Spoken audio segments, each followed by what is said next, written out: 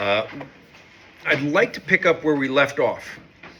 We left off on question number 4, and I knew that I rushed it, but I figured it was okay because I wanted to pick right back up with it. So let's turn, if anyone would, to Philippians, or actually everyone could, Philippians chapter 1, verse 12 to 18. Now, just some background as you're turning there, right? Paul is imprisoned. This isn't the type of imprisonment that we think of in America where you get a gym set, a TV and, food. This is where you were, in this case, he was chained to a guard. He kind of relied upon people outside to bring him food. It was one of the ways their system was set was that, I couldn't hear, someone was knocking, I think. So, all right, so I don't know, unless he just walked out. Okay, walked out. So the idea that you have here is he's imprisoned, tied to a guard, and he's in this situation where the system in Rome was expected. It was a system set up for bribery. Okay, you got basically moldy bread and leftover bread and water, and if you were going to get anything, you had to have friends on the outside that bribed the guards and gave food and things like that. So when you do read about Paul and you see how when he's in prison, people were, caring for him. Now it is interesting because, it seems that he wasn't cared for as well as most prisoners would have been, probably because, as Christians, they probably didn't want to bribe guards, but that was kind of what was expected. So as we start, the question we have here is, in what way or what ways might God be using national instability, persecution, or political upheaval to advance his own gospel in ways we cannot see? And so anyone want to read Philippians 1, 12 to 18? I got it. Okay. I want you to know, brothers, that what has happened to me has really served to advance the gospel, so that it has become known throughout the whole imperial guard, and to all the rest that my imprisonment is for Christ. And most of all, brothers, having become confident in the Lord by my imprisonment, are much more bold to speak the word without fear. Some indeed preach Christ from envy and rivalry, but others from goodwill. The latter do it out of love, knowing that I am put here for the defense of the gospel. The former proclaim Christ out of selfish ambition, not sincerely, but thinking to afflict me in my imprisonment. What then? Only that in every way, whether in pretense or in truth, Christ is proclaimed, in that I rejoice. Yeah. So here's what you have here. You have Paul, he's imprisoned. He sees this as an opportunity to advance the gospel. But what's going on outside, we surmise and assume, it seems, is that there were people that were making claims like, oh, Paul must have done something sinful, or God's done with him. He's in prison. God doesn't care about him anymore. He's not going to use him anymore. And so he says here, he knows that some were doing that out of rivalry, or out of falsehood, with selfish ambition, right? Some were concerned for him out of love. And so it's kind of interesting that he recognizes the motives they had, and yet he says he can rejoice because the gospel's going forth. So you look at persecution or instability, political upheaval, and you look at something here where would you think that this might be seen as persecution? Well, yeah. I mean, he was being imprisoned, okay, and he says it's because he was preaching Christ. And I think I said this last week, but when I was preaching through Philippians many years ago, when I was probably half my age, the thing that really was interesting, I found a historical reference to the fact that they kept switching guards on Paul. And I think that's a really interesting note. Why would they do that? My theory, and when the Bible says something clearly, I say this is what the Bible says. When I'm using my sanctified imagination, I say that's what I'm doing. But my theory is that Paul was chained to a guard or two guards and just sharing the gospel to a captive audience. So much so that the guards were probably getting saved, because it says the whole imperial guard, I think they were getting saved, and who's ever in charge is like, well, we can't have the prisoner now discipling the guard. Like, that won't work. Get a new guard. Oh, that one got saved. Okay, get a new guard. Okay, that one got saved. Get a new. I kind of picture they ran out of guards. Like, you can picture being chained to Paul all day. Okay, actually, that wouldn't be so bad for us as believers, right? We'd be like, yes, good, teach. Right? So here, instead of going, woe is me, Paul looks at this as an opportunity for the gospel. Now, I mean, we could tend to say, well, I mean, that's Paul. The thing, though, is that, it's really our attitude. I had a friend of mine, some of you know of America's Keswick. So I used to do counseling down there, and one of the guys that had gone through the colony, and then he was working there, he went home to Washington to see his mother. And, he figured he had a real early flight. He figured he'd stay at the hotel by the airport, and he just figured he'd go to, the convenience store, get a coffee at night, and then go back to the hotel. As he's walking, police come up on bikes, and there was a homeless guy who was asking my friend for money, or like a light, and then asked for money. And so the two police guys come up on bikes and just tell them both put their hands on the hood of a car. And they're pulling out crack pipes, credit cards that are blank cards from this homeless guy's pocket, like all this stuff. And then here's the one officer say, let the homeless guy go. We want this guy. And my friend is like, wait, what? Like, what did I do? And they're like, we got an arrest warrant for you. Now he knew that he was unsaved in Seattle, and then had gotten saved, but he couldn't figure out what it was. So they put him in jail. He gets in jail, and he happens to notice there's a Bible that was open on the bed. So he just grabs that Bible with all the guys there and starts reading aloud the scriptures. So it was a Friday night that he got arrested. He missed his flight Saturday. And so court doesn't open till Monday, or I think it may have been a holiday, so it was Tuesday, I forget. But by the time they went to get him out for court, 3 guys got saved. Because he just used the opportunity to just keep sharing the gospel with these guys. And so they come to get him, and they went to check it and check the docket, and they look for him, and they're like, what's he here for? There was nothing in any records for him. They had no idea. And so they come down to tell him, you're free to go. Like, we don't have anything on you. And his response was, can you just wait a minute? I got to finish talking to these 2 guys. Right? And so, yeah. And so, he looked at it and he said, I didn't know why I was there. There was nothing I knew of. So I figured God put me there to share the gospel with people. So I just started sharing the gospel with people. And I sat there and was like, I don't know that would be the first thing I would be thinking. Right? That's the attitude we should have, at times like that, even if it's persecution.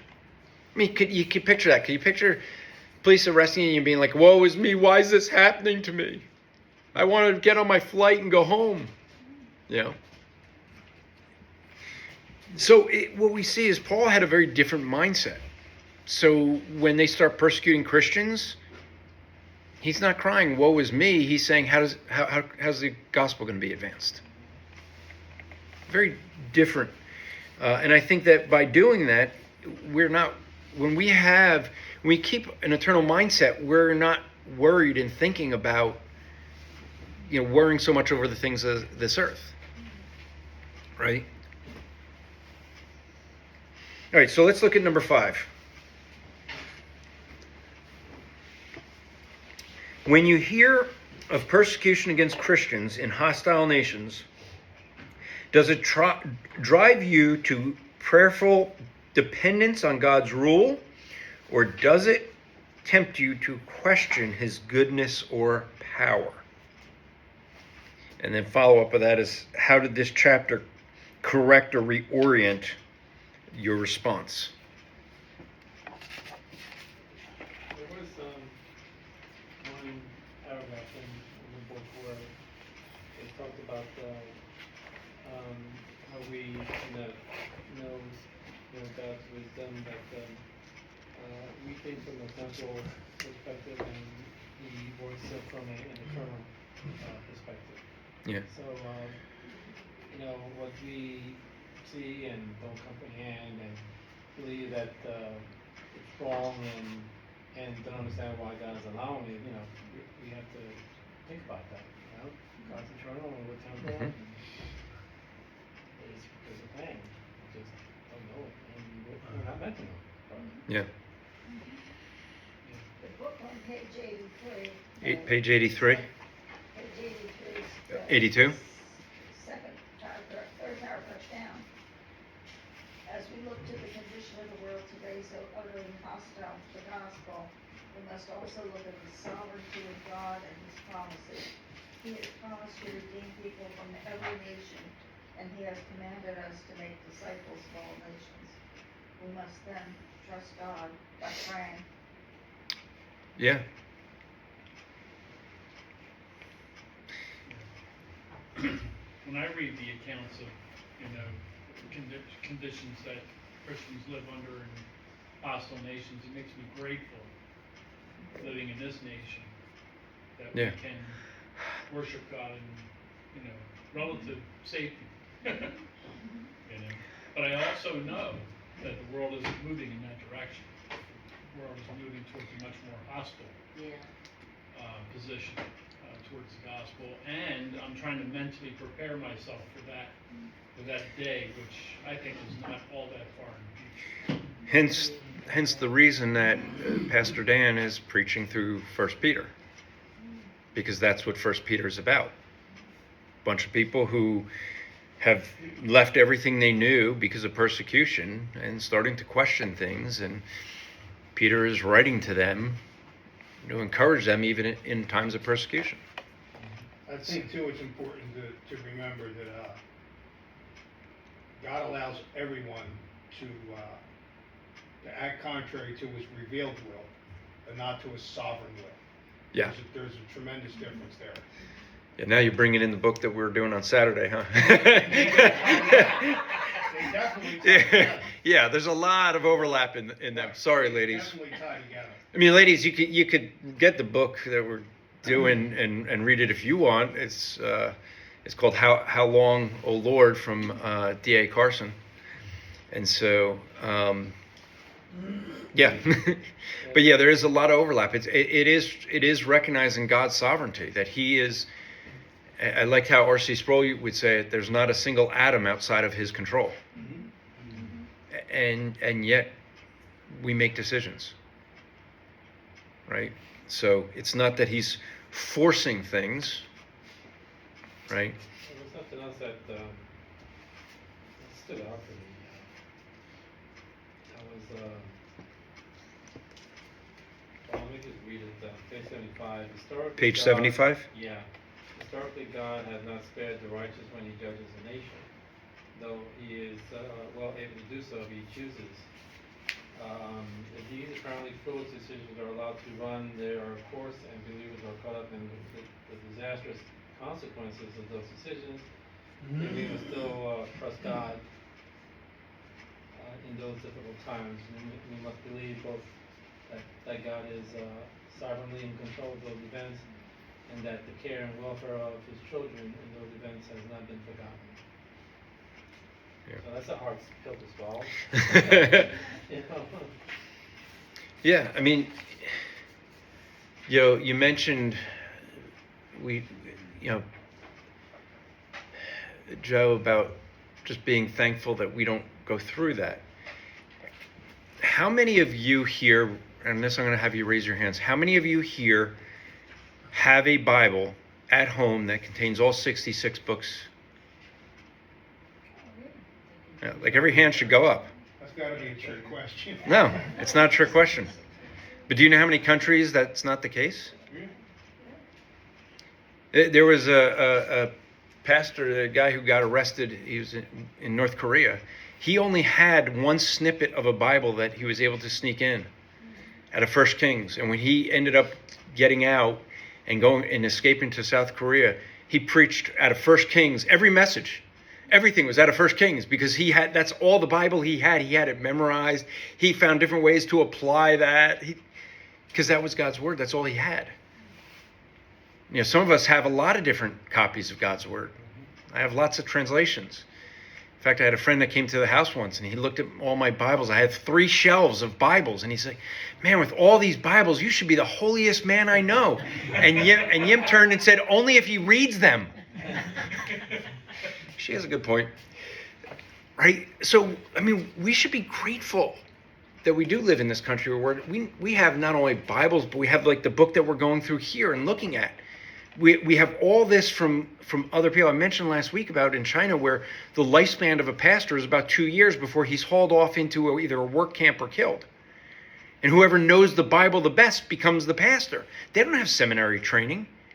They don't have all the books and resources we have.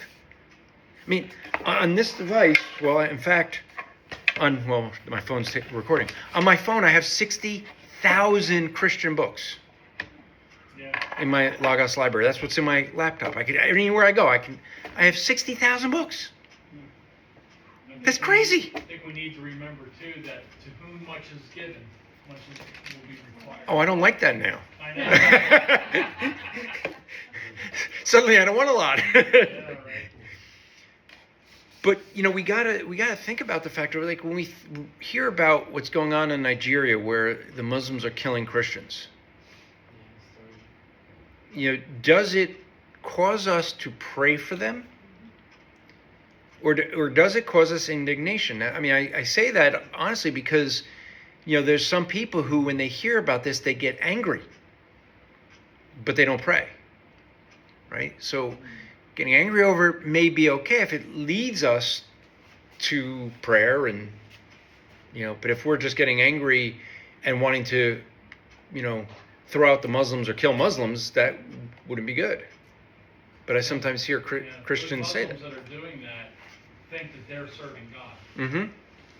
They think that they're doing a service to God. Yeah. That's kind of sobering to think about that. So let's look at number 6. Because I got to get through this week, otherwise, yeah, Pastor Dan's gonna get me. No. Number 6, I ask, how should the truth that God ordains rulers? So this, Steve, is kind of what you were along where you're going. Even wicked or foolish ones humble us in our judgments and restrain us from sinful speech, bitterness, or pride. And there's a verse or the passage or sentence, I should really say, in the book that got me. It was, you know, pages 71, 72, but I noticed, you know, where it says, the quote, "The Most High is sovereign over kingdoms of men and gives to anyone he wishes and sets them over the lowliest of men," unquote. And then I kind of said, and we could turn there, is Daniel chapter 4.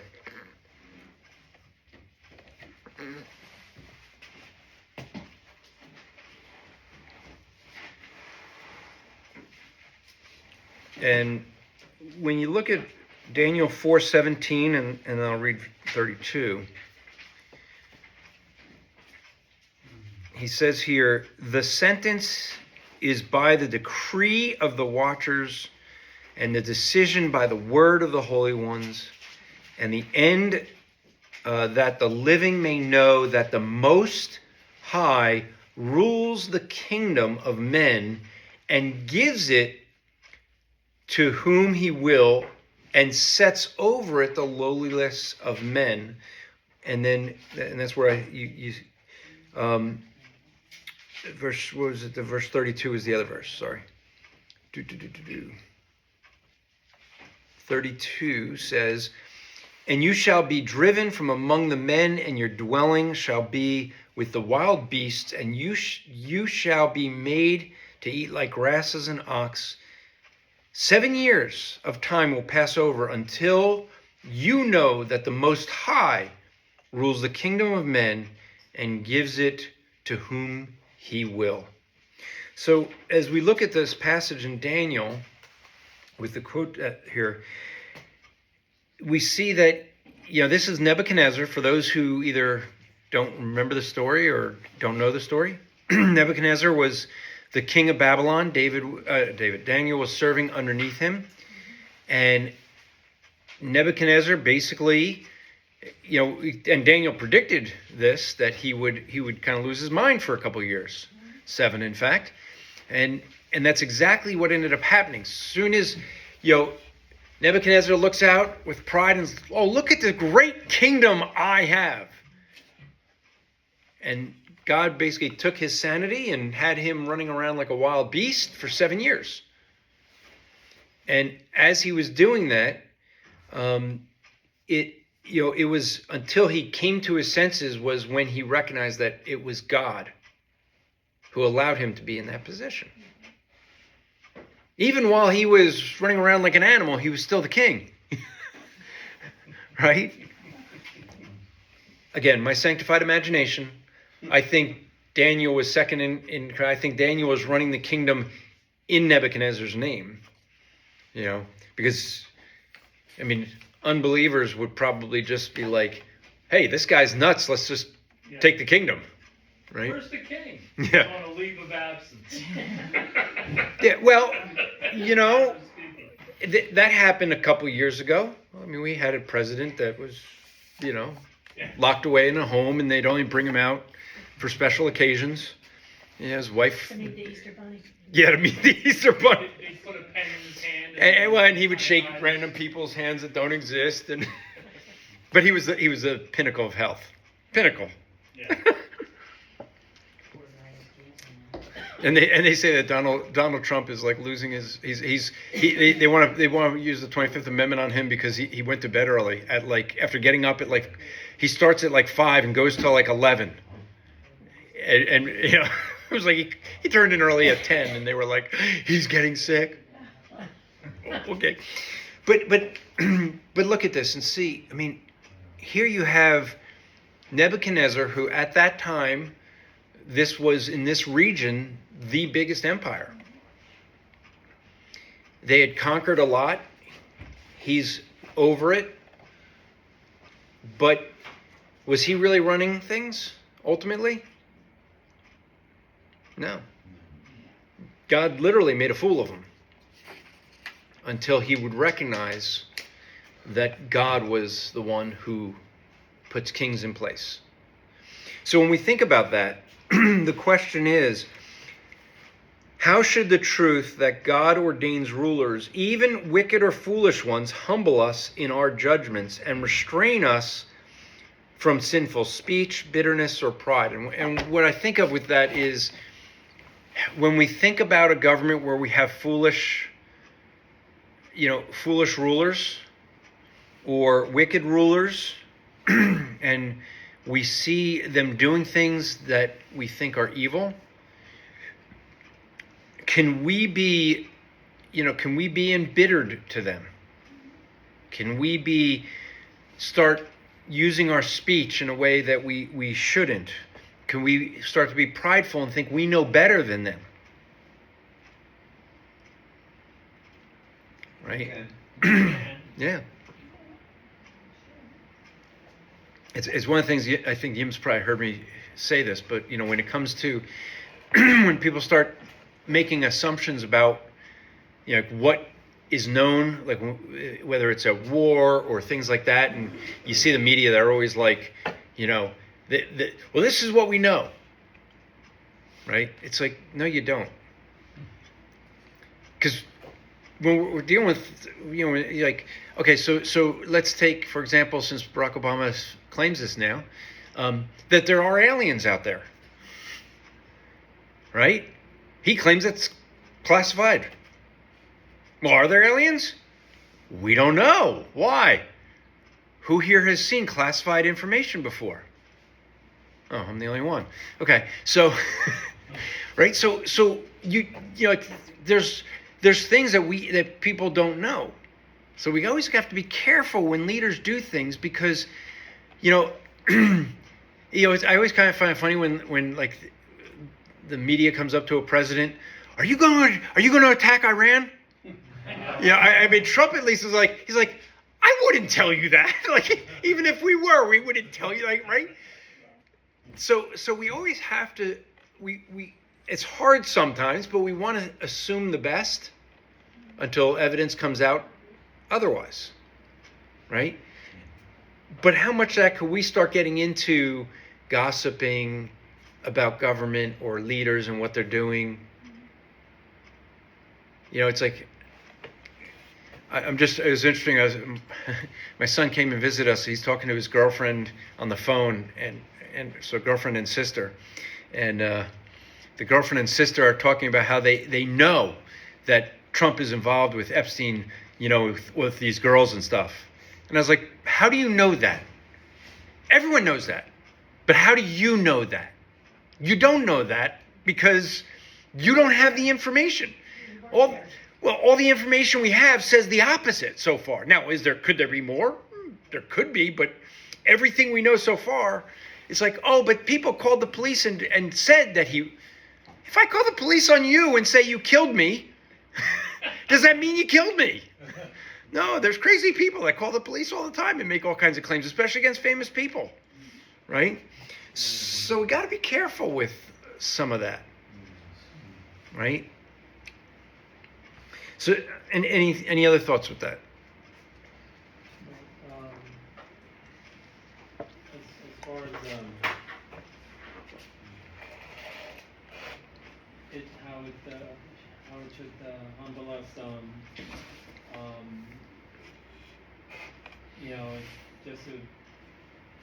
just to sum it up, we should just be praying for those who govern us to make wise decisions, and when they make decisions that have a negative impact on our daily lives, then we just have to trust God. Yeah. That's all we can do. Yeah. I mean, the reality is we're instructed to pray for our leaders. Not just the ones we like. Right?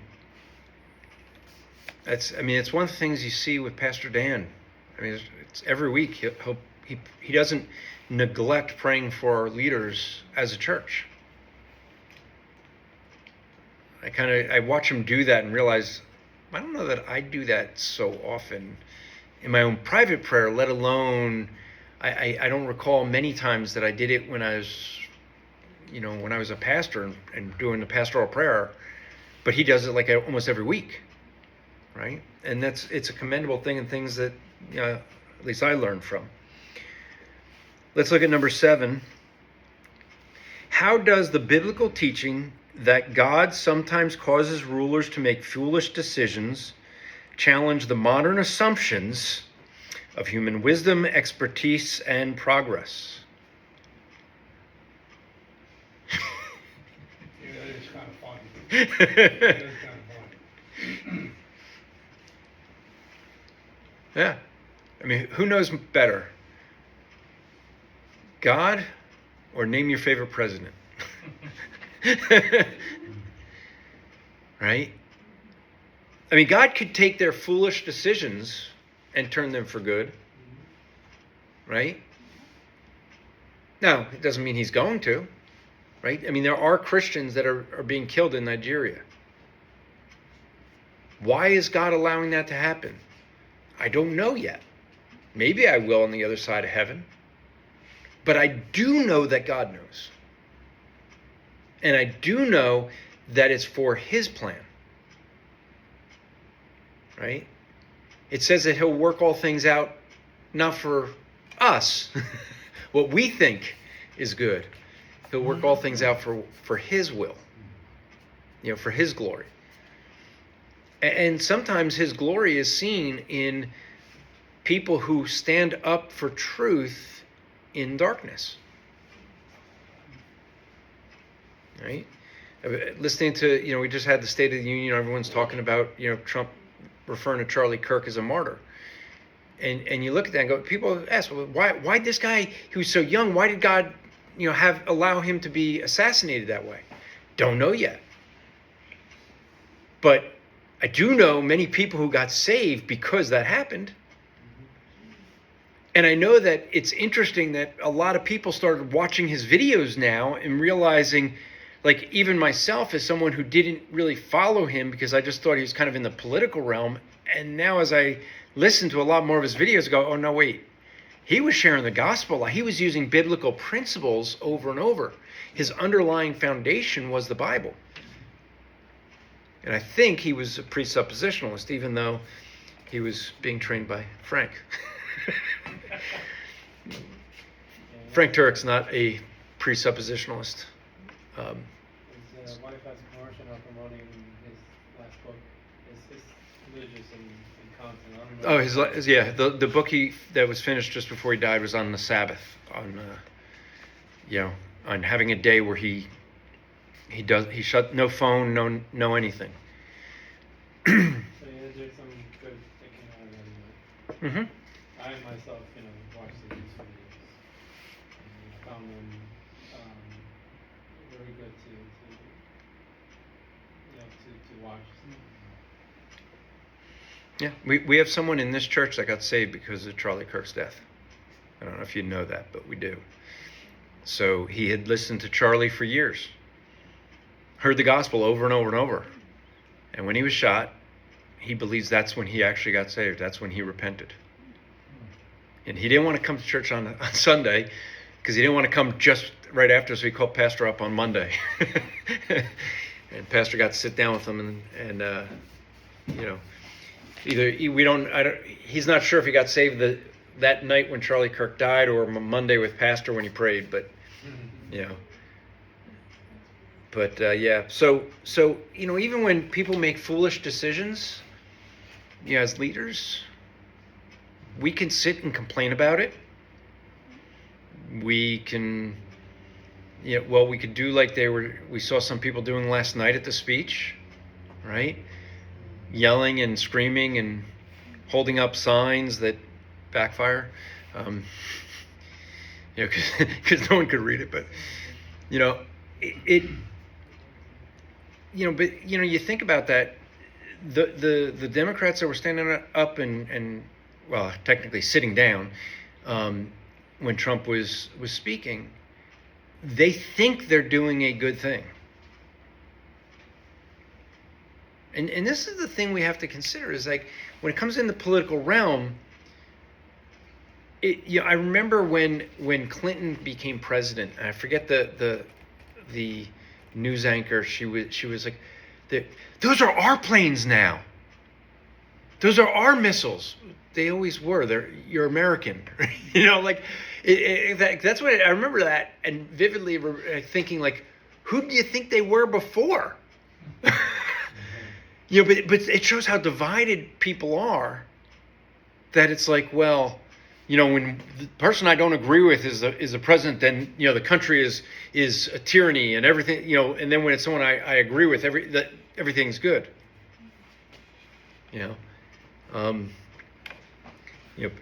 People are shocked when we had the Supreme Court ruled against Trump recently, and someone asked me about it on a podcast. I said, I agree with the Supreme Court. And as if you can't disagree with Trump. But I said, do you really want a president AOC having the authority to say, if you don't do green energy, we're going to give you 1,000% tariffs? You're right? It's really Congress's fault that they don't take leadership. They just kind of leave it all for the president. And now we're having kings because they're doing everything by executive order. Yeah, they just complain about it. They don't do it. Yeah, exactly. So, number 8, when governments make decisions that harm the church or restrict righteousness, are you more inclined to fatalism, panic, or faithful endurance rooted in trust? Honestly, which do we tend to lean toward? Number 3, I want number 3. We want number 3. The fact that you said we want number 3, we're usually in number 1 and 2, huh? Try. Yeah. How many people, okay, not you, but people you knew, in 2020 when Trump, was not president, how many people did you know that went fatalistic? They were like, oh, that's it, everything's over. I knew a lot of professing believers that were just like, everything's over.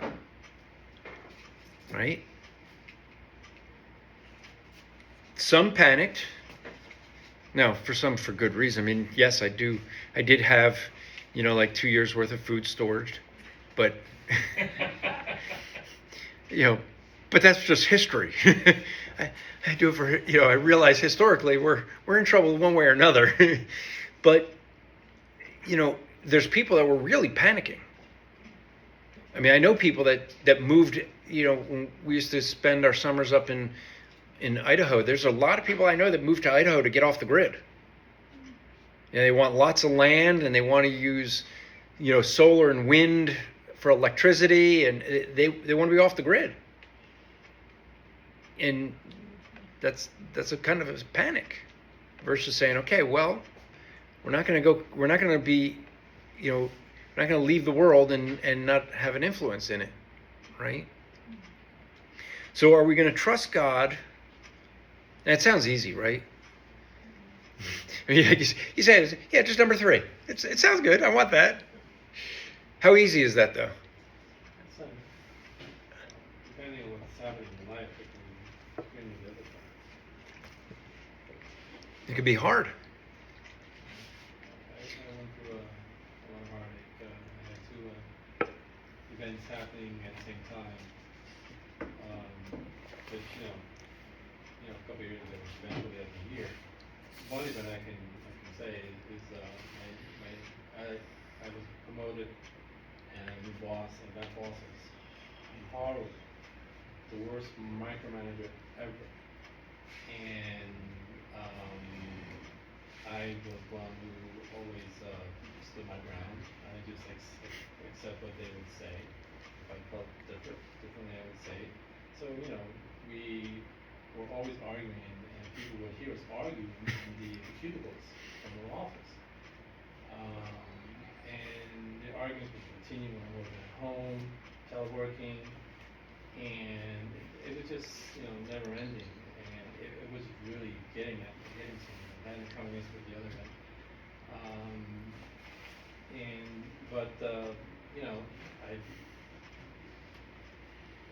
I don't know if I would be here if that event Didn't happen. Didn't take place, didn't happen. I Yeah. would be there. And now you're starting next month. You're going to have the best boss ever. Next week. Next week, you're going to have the best boss ever. For those who don't know, he's going to start working for himself. So if he doesn't like his boss, he's got bigger problems. If we'll have to ask your wife if she starts seeing you yelling at yourself in the mirror, you're the worst boss I ever. And My funny, new boss is a tyrant. funny is what was unexpected to me. We're now good friends.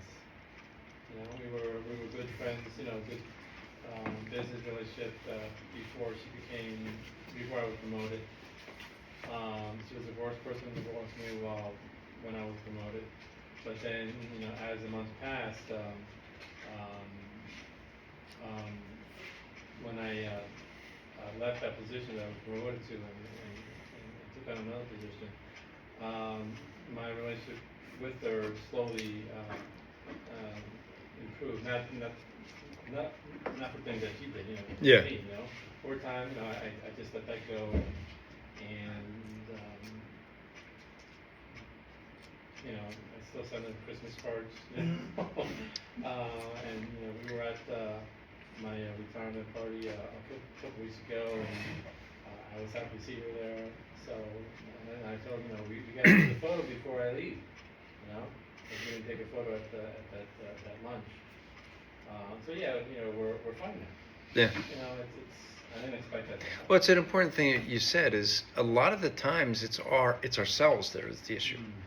I see this a lot when you know, people have trouble with someone else, like in the church or like.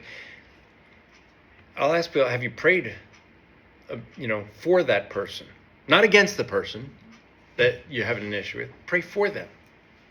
It's amazing how when people start praying for them and start thinking about what they're going through, and all of a sudden it's like, oh yeah, you know what? My attitude changed and everything seems better now. Why? Because the other person sometimes wasn't even the problem. Sometimes it's us. We needed, like you just said, the perspective change. Yeah. You know? And that's really what this chapter is about, is a perspective change. Instead of looking to the government as the solution to all our problems, we look to Christ. And if we're looking to Christ, whatever happens over there in the government, it's going to happen, but it's only going to last a few decades, centuries, millennia, and then eternity. Right?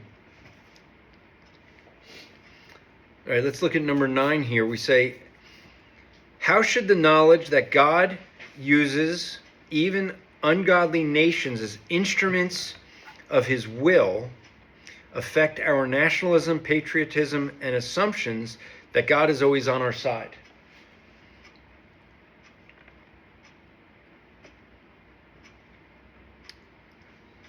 What I was thinking with this was the fact of, you know, we talked about Daniel with Nebuchadnezzar, and you look at some of the, you know, the prophets, and what do they say? You know, God actually told Israel that he's going to raise up Babylon to be a judgment on Israel. And then he judges Babylon for the wickedness they do. Right? So he doesn't let them off the hook. But God used a pagan nation to act as a judgment on the nation that God has chosen. Right? So we sit there and go, well, wait a minute. God, aren't you always supposed to give Israel what they want? No. In fact, how many of the kings in both Judah, well, let's go this way, because if we go Israel and Judah, Israel didn't have a single good king, according to the book of Kings and Chronicles. Right? How many did Israel have that were good? Like that got rid of the high places? Not too many. Not too many. 2. There were some others that were good, but it says they didn't remove the high places. So they're good, they just were good enough. Yeah. Right? And so God can use those instruments for his purposes. Right? I mean, he said that he would use Babylon, because at the time Israel they were building the high places where, you know, does anyone know what the high places refers to or why? Where they would worship idols and. Yeah. Do you know why? So here's why. If you go to Israel, there's a lot of flat areas, and you'll see either what they'll call a tell, which is when you conquer a city, you just fill it in with dirt. So you get this big mountain. And so you get bigger and bigger mountains as they kept conquering different cities. Okay? And then there's other just mountain places. And so the reason they'd go to the high places to worship is because everyone could see the fire and smoke of the altars. So when you're in the valley from a great distance, you could see the worship to the false god being done. And so that's why they would go there. And so you had Israel that was always wanting to be like the other nations, worshiping the idols and putting the worship on the high places for everyone to see, rather than in just the one place in Jerusalem where God said to do, right? And so God said he would curb them of that, and Babylon was going to be the instrument. And guess what? After a 70-year captivity, Israel never in its history to date had an issue with physical idols, with the idolatry that they had before the Babylonian captivity. They just had a different problem because they created a new religion of Judaism that was legalistic. So, but God curbed them like he said he would, right? They no longer went after idols. All right, let's look at the last question here is, do you consciously interpret the daily news, global conflicts, international crises through a biblical theology of God's providence, or merely through a secular analysis of commentary? How do some examples like Joseph or Daniel instruct, educate, encourage, or teach us? And for those who don't know, we looked at Daniel, right? A 15-year-old boy who's taken captive by Nebuchadnezzar and ends up rising to high ranks of the kingdom and actually survives multiple, because he also was a ruler in the Medo-Persian Empire that took over the Babylonians. So where they usually would kill off all the leaders, they didn't kill off Daniel. Joseph, who was sold by his brothers to be a slave, ends up rising to be second in command to Pharaoh in Egypt, right? So as we look at that, how do we view these things? Do we view it through God's providence? Or do we just read the paper and start thinking, complaining about what the government's doing and... Right. Boy, we've had it now. Yeah. Yeah. I mean, it's hard, right? It's hard. There's times. I mean, there's things that I know from a previous life that it's like I read things in the news and I know things that like and you and I talking. I'm like, well, it's like there's things I know I can't, right? And it's frustrating because you see things in the news and you're like, there's. Let's just say we live in a very wicked world, worse than many think. Way worse than we know. Yeah. Way worse than America, right? Oh yeah.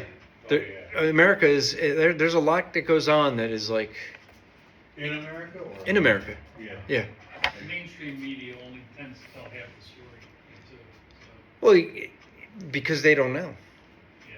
I mean, a lot. Well, that and they're trying to direct people's thoughts Yeah. on their agenda. They're basically trying to direct them on their agenda. And so That's endlessly frustrating to me. I mean, now they're Everybody just, has a it's story. to the point now where I know where you're coming from, but I think we're just not used to them being blatant, and they're blatant now, but the evil is way deeper than we could Oh, yeah. even fathom. I mean, we're just getting a little bit of it now that we never got before. And the sad part about it is, God bless you. the media is so one-sided, but the whole thing is just, but God knows exactly what's happening. Exactly. I mean, it's all happening for a purpose, and I just tell myself in the end, God wins, and I'm on God's side. Yeah. I know that's a simplistic way to look at it, but otherwise, you can get depressed, because anybody, I don't know about you, but I mean, I don't want to see my country go down. Nobody Yeah. wants to see these things Correct. happen to the country, but But what if that's God's will, then it's God's will. right? Right. Then I mean, it's God's will. we don't have what the Israelites have, right? The Israelites knew in God's word, from God's prophets, that he was going to bring Babylon in and take them captive, and Assyria in and take them captive. Like, okay, if we had that about America, would we fight it? I mean, realistically, wouldn't our desire be to fight that and fight for our rights? But if we knew that's God's will, well, we really should just trust in God's providence, right? Well, here's a off-the-wall question. Is it God's will for somebody to break into my house? Yes, and it's When I'm sleeping? yeah, and it's God's will for you to shoot him. What's the Okay. problem? That's where I was going. As long as we understand that. 'Cause that's what's gonna happen. I look. I believe. You know, I'm just saying. if someone breaks in my house, it was God's will for him to die that day. Yep. I mean, I'll try to share the gospel with him quickly while he's, Yeah. you know, repentably. You know. Yeah. Well, now I live in Jersey, so no, it's just got to be like ping, ping, ping, Yeah, ping. yeah, You know. See, you didn't expect that I'd be ready for that, huh? but no, we have to recognize that, you know. Well, let me ask this: for those of you who like to study end times, where's America in the Bible? Yeah. Philadelphia is mentioned. Yes, Philadelphia is mentioned, but that's not the Philadelphia that's here. It's a different Philadelphia. Yeah, that Philadelphia predates even our Yeah. Right? So America's not listed. And you look now and go, how could America just vanish from the world scene? Well, it wouldn't take much, you know? They're working on it vigorously right now. Yeah. That's what it's all about. Do you think the media's trying to make it like away from God? No, I think our government, our whole Yeah. government is. It's not just the media, but yeah. The whole government's trying to get away from God systematically. Well, Yes. what it is that, and you'll see this throughout history.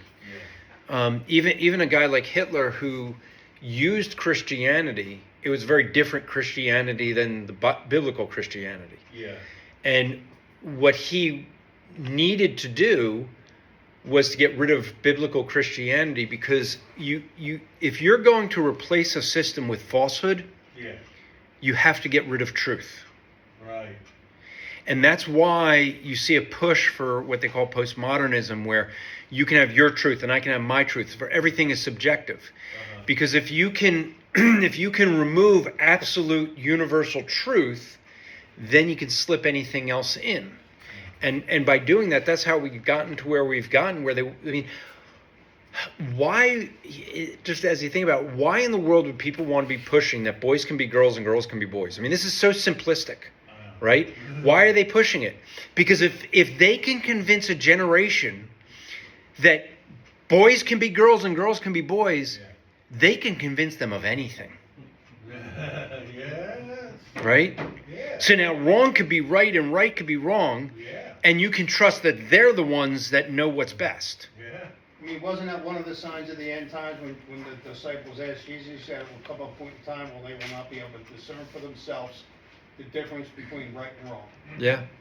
Boy, I'll tell you what, we're getting dangerously close to that point. Yeah. Oh no, we've passed that point a long time.